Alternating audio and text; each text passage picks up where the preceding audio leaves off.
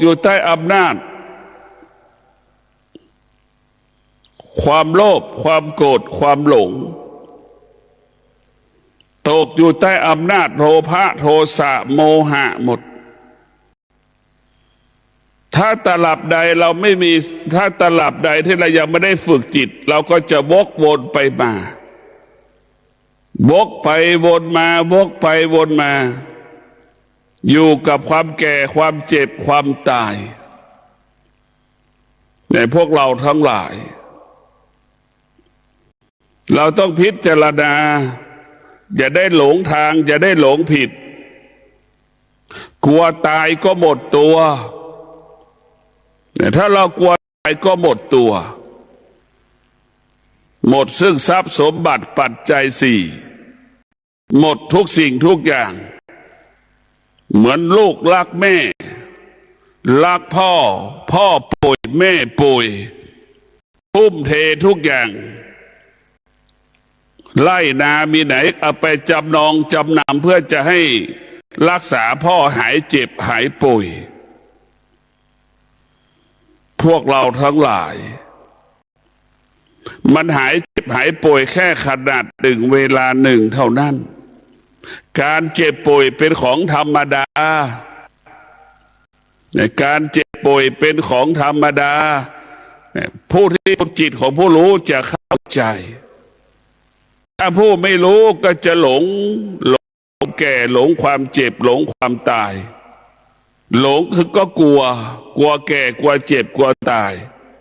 ก็จึงมีเงินก็ทุ่มเงินไปรักษาแล้วมันก็หายขนาดก็เกิดขึ้นอีกแต่พวกเราทั้งหลายบางคนได้ไล่นาทุกสิ่งทุกอย่างสวนก็บดสิ่งทุกอย่างไปจำนำจนถึงที่สุดก็ไม่สามารถจะถ่ายถอนออกมาได้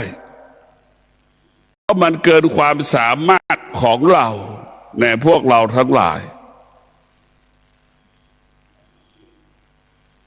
ชีวิตของเรานั้นต้องประกอบไปด้วยวิชาปัญญาจึงทำให้รู้แจ้งซึ่งความจริงรู้แจ้งซึ่งความจริงเกิดมาเพื่อแก่เพื่อเจ็บเพื่อตาย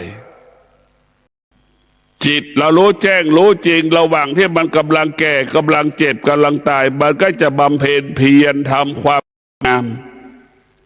มอบความดีงามให้กับตัวเองมอบความดีงามให้กับตนเองคนที่ไม่ได้ฝึกจิตนั้นมันก็เกเรอาจต่อความแก่ความเจ็บความตายวันหนึ่งความแก่ความเจ็บปรากฏเกิดขึ้นทุกข์ทรมานลำบากกลัวแก่กลัวเจ็บกลัวตายระหว่างที่มันจะแก่มันเจ็บระหว่างที่มันจะตายชีวิตก็ยังประมาทอยู่ทำสิ่งที่ผิดไปทำสิ่งที่ไม่เหมาะสมประพฤติตนยังไม่เหมาะสมอีกเนี่ยสภาวะจิตที่เราไม่ได้ฝึกฝนนั้นมันจึงทำให้เราเป็นผู้สภาพจิตมนุษย์สภาพจิตเดิมของมนุษย์สภาพจิตเดิมของสัตว์เหมือนกันทุกสิ่งทุกอย่างมันเป็นผู้ไม่รู้นั่นแหละมันเป็นผู้ไม่รู้เหมือนกันถึงแม้รู้มันก็รู้ดังสภาพของสัตว์รู้มันก็รู้ดังสภาพของมนุษย์คำว่าความดีมันยังไม่รู้เลยเราไปถามเด็กอายุป.3 ป.4 นี่ความดีคืออะไรมันก็ยังไม่รู้ความไม่ดีอะไรก็คือมันยังไม่รู้เพราะมันไม่ได้ฝึกฝนจิตถึงรู้ความดีก็เป็นแค่คำพูด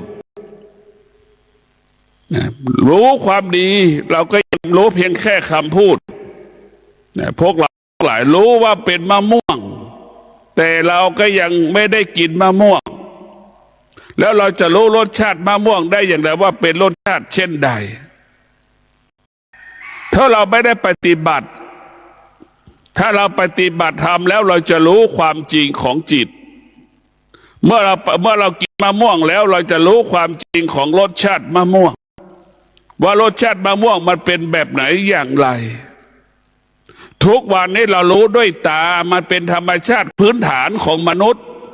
เหมือนควายมันก็รู้ด้วยตาคนมันก็รู้ด้วยตาคนก็รู้ด้วยจมูกควายก็รู้ด้วยจมูกเหมือนกันคนก็รู้ด้วยหูควายมันก็รู้ด้วยหูเหมือนกันพวกเราทั้งหลายควายมันก็รู้ด้วยลิ้นเหมือนกันอันไหนที่มันควรกินไม่ควรกินพวกเราทั้งหลายมันเหมือนกันแต่ระลึกพิจารณาดูสัตว์เนี่ยมันยังคงสภาพเป็นสัตว์แต่มนุษย์นี่สิมันไม่สามารถคงการเป็นมนุษย์ยาบ้าเนี่ยมันไม่ควรจะกินมันกินเนี่ยมันยิ่งกว่าควายอีกเห็นไหมเหล้าเนี่ยไม่ควรจะกินมันก็ยังกินมันยิ่งกว่าควายอีกแต่พวกเราทั้งหลายพิจารณาดูธรรมชาติเนี่ยมันรู้ของมันพวกเราพิจารณาดูยาเสพติดทั้งหลายเนี่ยเราพิจารณาดูมนุษย์ไม่ควรจะกินก็กินเนี่ยมันยิ่งกว่าควายอีกมันรู้เหมือนกันหมดเรารู้ควายกับคนมันก็รู้ด้วยอายตนะเหมือนกันลิ้นมันก็รู้ดีเลยว่ามันไปสัมผัสอาหารควรกินไหมมันก็รู้จมูกมันก็สัมผัสกับว่าควรกินไหมมันก็รู้อย่างมนุษย์ทุกอย่าง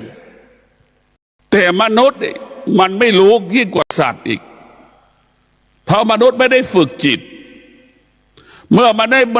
นุษย์ไม่ได้ฝึกจิตมันก็คงไม่แตกต่างจากสัตว์มนุษย์ที่ฝึกจิตก็ย่อมแตกต่างจากสัตว์มนุษย์ที่ฝึกจิตก็จะอยู่เหนือสัตว์ไม่เป็นสัตว์เพราะฉะนั้นมนุษย์ทั้งหลายเราต้องฝึกเราไม่ได้ฝึกจิตเราก็จะเป็นสัตว์เหมือนเดิมพระพุทธเจ้าจึงใช้คำว่าสัตว์โลกพระพุทธเจ้าจึงใช้ศัพท์คำว่าสัตว์โลกมนุษย์กับสัตว์มันก็ไม่แตกต่างกันสัตว์มันแตกต่างจากคนก็คือสัตว์มันไม่สามารถรักษาศีลได้มนุษย์มันแตกต่างจากสัตว์เพราะมนุษย์รักษาศีลได้งัวควายช้างม้ามันแตกต่างจากคนก็เพราะงัวควายช้างม้ามันไม่มีสมาธิมันไม่สามารถทำให้มีสมาธิได้ไม่สามารถทำสมาธิได้มนุษย์แตกต่างจากควาย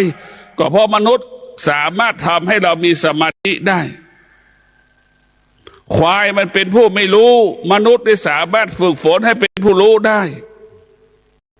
เนี่ยพวกเราต้องพิจารณาธรรมะของพระพุทธเจ้าเนี่ยว่าเรื่องการฝึกจิตอบรมจิตธรรมะของพระพุทธเจ้าไม่ได้เกิดจากอ่านหนังสือพระไตรปิฎกพระไตรปิฎกก็เป็นแค่ตัวหนังสือทุกข์ก็ไม่ได้อยู่ที่พระไตรปิฎกทุกข์ไปอยู่ที่กายกับจิตได้ไหมร้องไห้เสียใจมันก็อยู่ที่กายกับจิตเจ็บปวดทุกข์ทรมานลำบากมันก็อยู่ที่กายกับจิตสุขทุกข์ก็อยู่ที่กายกับจิตเพราะฉะนั้นธรรมะภาคปฏิบัติจึงให้เราพิจารณากายพิจารณาจิตเมื่อจิตเห็นกายจิตก็จะเห็นคำว่าไม่เที่ยงเห็นคำว่าไม่เที่ยงที่มันปรากฏเกิดขึ้นกับร่างกายเช่นเราเจ็บป่วยนี่มันก็รู้ว่าความไม่เที่ยงมันเกิดขึ้นแล้วการเปลี่ยนแปลงเกิดขึ้นแล้วร่างกายเริ่มแปรสภาพอีกแล้วเนี่ยเราจะรู้แบบนี้เพราะฉะนั้นการฝึกจิตเป็นสิ่งสำคัญเป็นสิ่งจำเป็นเราจะเห็นได้ว่าสัตว์แสนรู้สัตว์แสนรู้เนี่ยพวกเราทั้งหลายสัตว์แสนรู้นั่นคือเป็นการฝึกจิตนะฝึกจิตเราการฝึกจิตเหมือนเราฝึกสัตว์แสนรู้เช่นลิงจังหวัดชุมพรเนี่ยเห็นไหมเราฝึกลิงจนถึงที่สุดลิงสามารถเก็บมะพร้าวได้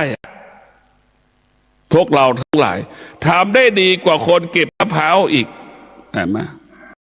ทำได้ดีกว่าคนเก็บมะพร้าวพวกเราทั้งหลายพิจารณาดูนี่แหละคือการฝึกจิตเนี่ยเราฝึกจิตเราเปรียบเสมือนลิงสติเปรียบเสมือนคนที่ฝึกลิงเราต้องพิจารณาจิตเราเปรียบเสมือนลิงมันไม่เคยสงบจิตมันเป็นผู้ไม่รู้เหมือนสัตว์เหมือนลิงนั่นแหละมันเป็นผู้ไม่รู้มันก็วกไปวนมาเหมือนหมาอยู่ในซอยวกไปวนมาจะไปอีกซอยหนึ่งก็ไปไม่ได้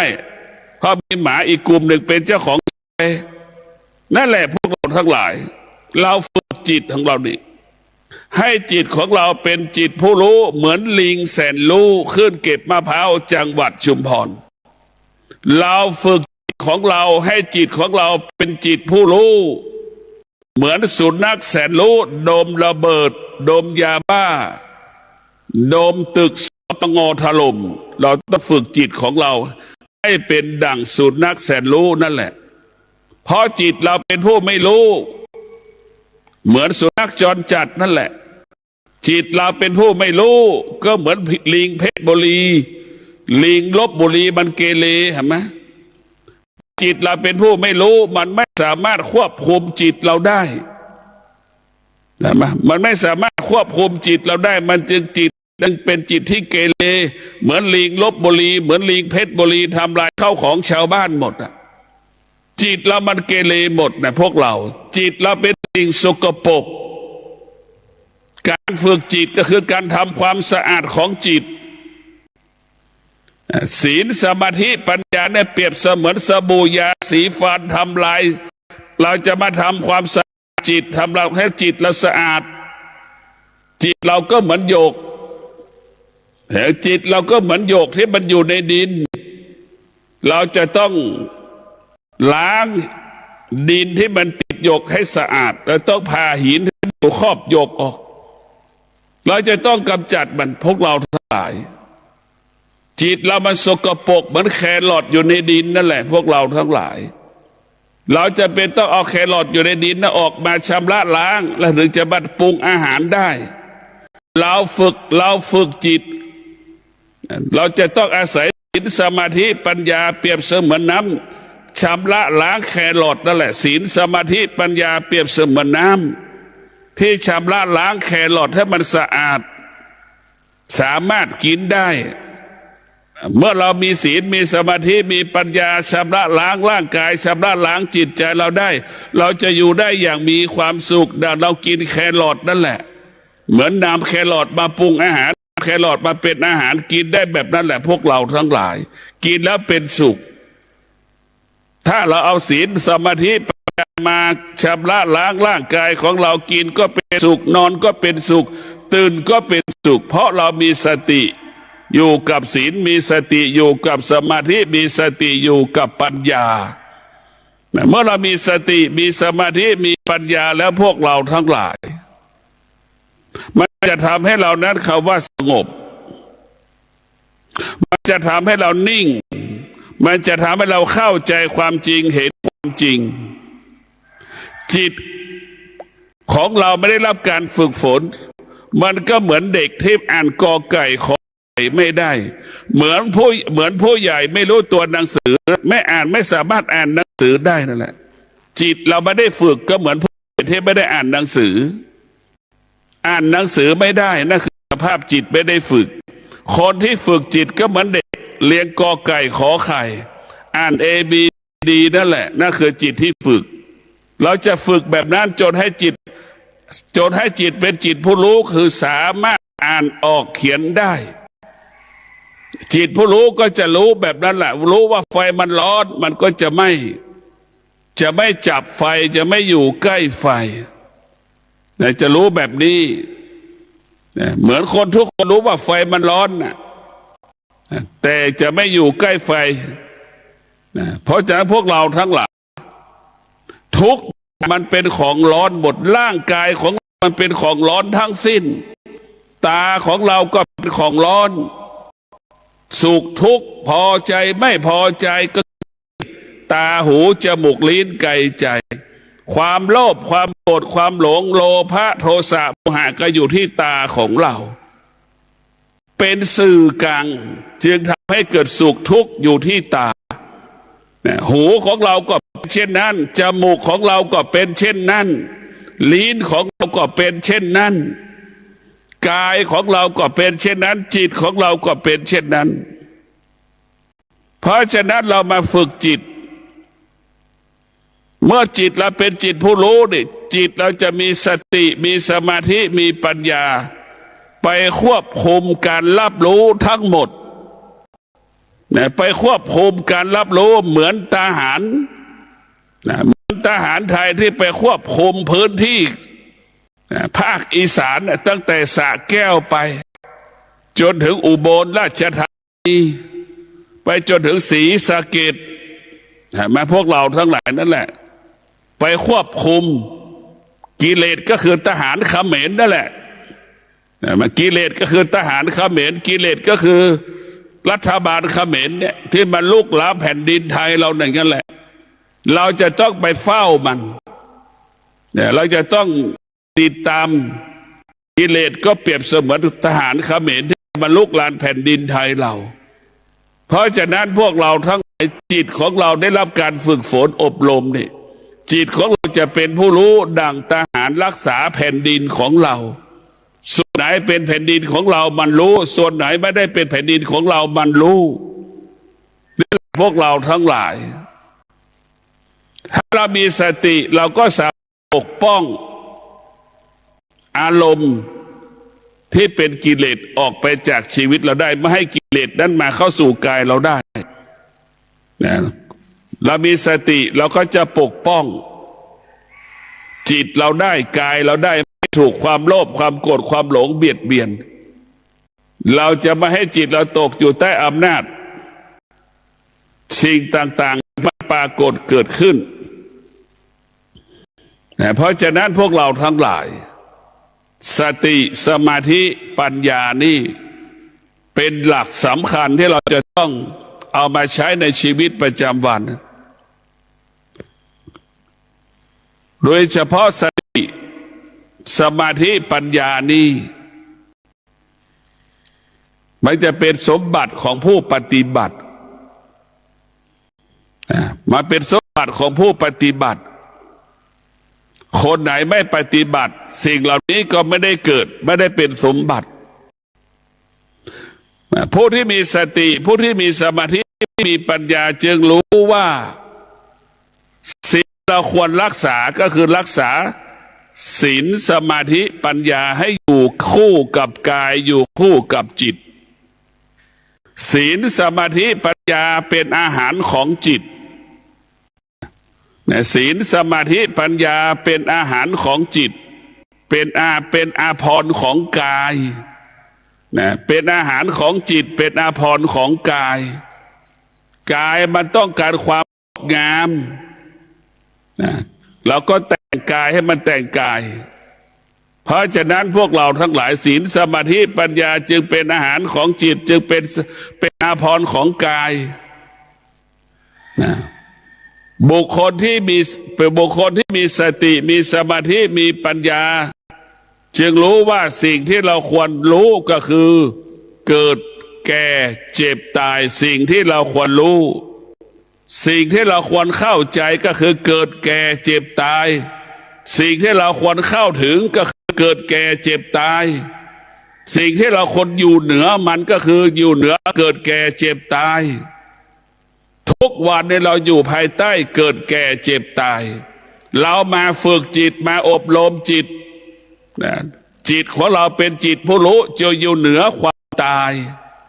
ความตายปรากฏก็ไม่มีค่าความแก่ปรากฏก็ไม่มีค่าความเจ็บป่วยเกิดปรากฏก็ไม่มีค่าจิตเราได้รับการฝึกฝนที่ประกอบไปด้วยวิชาปัญญาจิตนั้นจะอยู่เหนือความตายถ้าจิตเรายังขาดวิชาปัญญาจิตจะอยู่ใต้อำนาจของความตายดิ้นรนจะไปแสวงหารักษาหมอที่นู่นจะไปรักษาหมอที่นี่ดวงจิตที่มีวิปัญญามันจึงอยู่กับความเป็นจริงจะรัก ษาก็ตายไม่รักษาก็ตายหมอรักษาคนป่วยก็ตายหมอไม่รักษาคนป่วยหมอก็ตายคนจะป่วยไม่ป่วยมันก็ตายนี่แหละคือความจริงของความจริงมันเป็นเช่นนี้เพราะฉะนั้นเราผู้ฝึกจิตเราต้องอยู่เหนืออย่าว่าเหนือของโลภความโกรธความหลงอยู่เหนือความจริงทุกหมดถ้าจิตของเราได้รับการฝึกฝนแล้วจิตของเราจะสงบตลอดเวลาเราจะเห็นนะเพราะแม่ครูบาอาจารย์เข้าถึงธรรมเนี่ยเข้าถึงอเกณฑ์แห่งธรรมเข้าถึงสาระของธรรมจะไม่พูดเลยไม่พูดเลยเพราะแม่ครูบาอาจารย์บางรูปบางองค์จะไม่สอนธรรมเลยจะไม่สอนธรรมเลยเพราะอะไรเพราะว่าสำรวมอารมณ์ธรรม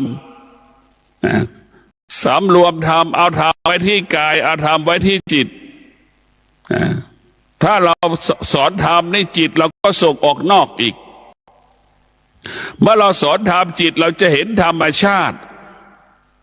ถ้าเราไม่สอนธรรมเราจะเห็นกายของเราเป็นหลักเราจะเห็นอารมณ์ของเราเป็นหลักหายใจเบาหายใจสั้นหายใจยาวหายใจหยาบเนี่ยมันจะรู้มันจะเห็นอารมณ์เห็นการหายใจของเราในพวกเราต้องพิจารณาชีวิตของเราเนี่ยมันประกอบไปด้วยศีลสมาธิปัญญาโดยเฉพาะศีลนี่สำคัญที่สุดศีลเปรียบเสมือนเสาบ้านนั่นแหละศีลเปรียบเสมือนเสาตะอ้อบ้านมันจะเป็นหลังได้ก็เพราะศีลนั่นแหละคนที่จะเป็นคนได้ก็เพราะศีลนั่นแหละเพราะศีลมาเป็นหลักให้กำกับชีวิตเมื่อมีศีลมันจะบังคับให้เราอดทนศีลมันจะควบคุมกายของเราควบคุมจิตของเราให้เราคิดดีพูดดีทำดีใดๆต้องประกอบไปด้วยศีล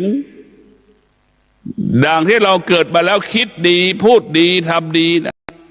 คำว่าคิดดีพูดดีต้องประกอบไปด้วยศีลสมาธิปัญญาคำว่าคิดดีพูดดีทำดีเป็นความจริงของความดีเป็นสาระของความดีเพราะศีลสมาธิปัญญาเป็นแก่นของธรรมเป็นสาระของธรรมเป็นยอดของธรรมเราจะต้องมีสติมีสมาธิมีปัญญามากำกับมากำหนดมาควบคุมการดำเนินชีวิตของเราการประกอบอาชีพของเราการปฏิบัติหน้าที่ของเราการปฏิบัติธรรมของเรา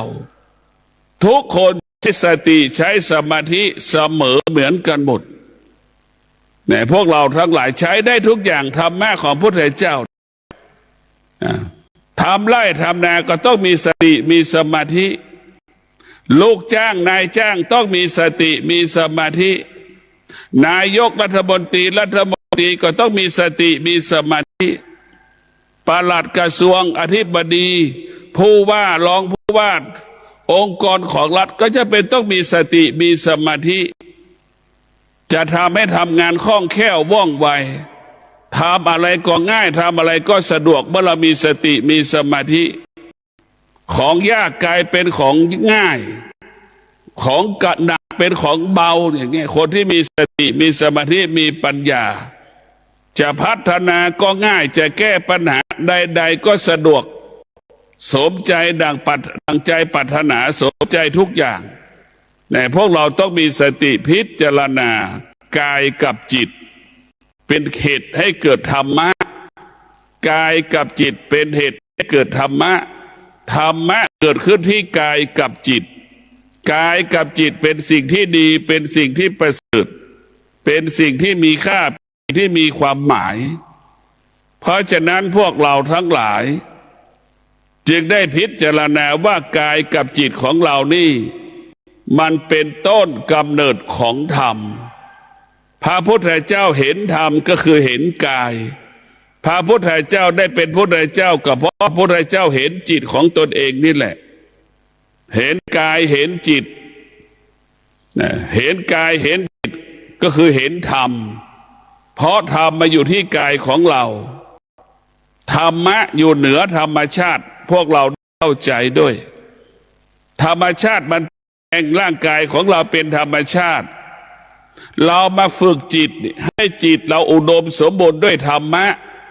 จิตเราอยู่เหนือกายเจ็บป่วยก็รู้ว่ามันเจ็บป่วยความเจ็บปวดที่มันเกิดขึ้นร่างกายนั่นนะไม่มีค่าสำหรับจิตที่ได้รับการฝึกฝนจิตนั้นจึงอยู่เหนือความเจ็บจิตจะออกจากกายกายจะแยกออกจากจิตเบื้องต้นจิตจะอาศัยกายพอที่สุดกายมันเจ็บป่วยจิตมันจะอยู่เหนือกายมันจะไม่สนใจเมื่อจิตเป็นจิตผู้รู้แล้วมันจะไม่ให้ค่าร่างกายของเรายามที่ร่างกายของเรามันเจ็บป่วยมันเจ็บปวดจิตจะไม่ให้ค่าจิตจะไม่ให้ความหมายใดๆทั้งสิ้นในพวกเราเพราะจิตมันรู้ว่ากายก็ส่วนหนึ่งจิตก็ส่วนหนึ่งเบื้องต้นจิตกับกายอาศัยกันพอถึงที่สุดแล้วเมื่อจิตเราเป็นจิตผู้รู้เมื่อจิตของเราอุดมสมบูรณ์ด้วยวิชาปัญญาเมื่อจิตเราอุดมสมบูรณ์ด้วยวิชาปัญญาจิตจึงอยู่เหนือกายเพราะว่าเจ็บปวดไม่เกิดถึงแม้เกิดจิตก็อยู่เหนือมันความเจ็บปวดก็ไม่สามารถทำให้จิตเราสะเทือนและหวั่นไหวได้เพราะจิตเราอยู่เหนือความแก่ความเจ็บความตายในพวกเราทั้งหลายจิตเราอยู่เหนือมันเมื่อจิตเราอยู่เหนือมันแล้วมันก็จะไม่มีสิ่งใดทำให้เราเป็นทุกข์ได้ความทุกข์มันไม่มีความทุกข์มันไม่มีเรากำหนดขึ้นเองพวกเราทุกอย่างมันไม่มีมันไม่จริงๆมันไม่โลกใบนี้มันไม่มีอะไรเลยนี่ตาเรากำหนดขึ้นเองตาเนี่ยนะมันคือเรากำหนดขึ้นเองเนี่ยหูก็เรียกว่าหูเรากำหนดขึ้นเองคิ้วเรากำหนดขึ้นเองศีรษะหัวเราก็กำหนดขึ้นเองเส้นผมเราก็กำหนดขึ้นเองเรากำหนดขึ้นเองทั้งสิ้นในพวกเราทั้งหลายเพราะฉะนั้นชีวิตของเราจิตของเราเนี่ยไม่ได้รับการฝึกฝนตกอยู่ใต้อำนาจสิ่งสมมุติทั้งสิ้นไปตกอยู่ใต้อำนาจสิ่งสมมุติสามีก็เป็นสิ่งสมมุติภรรยาก็เป็นสิ่งสมมุติลูกก็เป็นสิ่งสมมุติทุกอย่างมันเป็นสิ่งสมมุติทั้งหมดมันไม่มีสิ่งใดไม่ได้เป็นสิ่งสมมุติมันไม่มีเราก็ไปติดในสิ่งสมมุติสิ่งสมมุติกลายเป็นกาวเราก็กลายเป็นหนูติดกาวดังแม่ติดในลูกก็เป็นทุกข์เห็นไหมในลูกบางคนป่านนี้ยังหนีออกบ้านป่านนี้ยังไม่เข้าบ้านแม่ก็เป็นทุกข์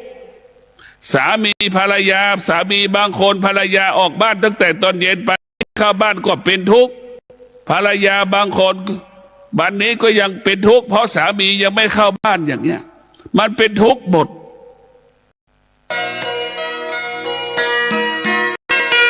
ที่ท่านได้รับฟังจบลงไปแล้วนั้นรายการทางสายเอกดำเนินรายการโดยพระประชานาถมุนีเจ้าคณะอำเภอกัลยาณิวัฒนาเจ้าอาวาสวัดดอนจันทร์ตำบลทัตรามเมืองเชียงใหม่จังหวัดเชียงใหม่เชิญท่านติดตามศึกษาธรรมะการปฏิบัติธรรมได้ในคราวครั้งต่อไปสำหรับวันนี้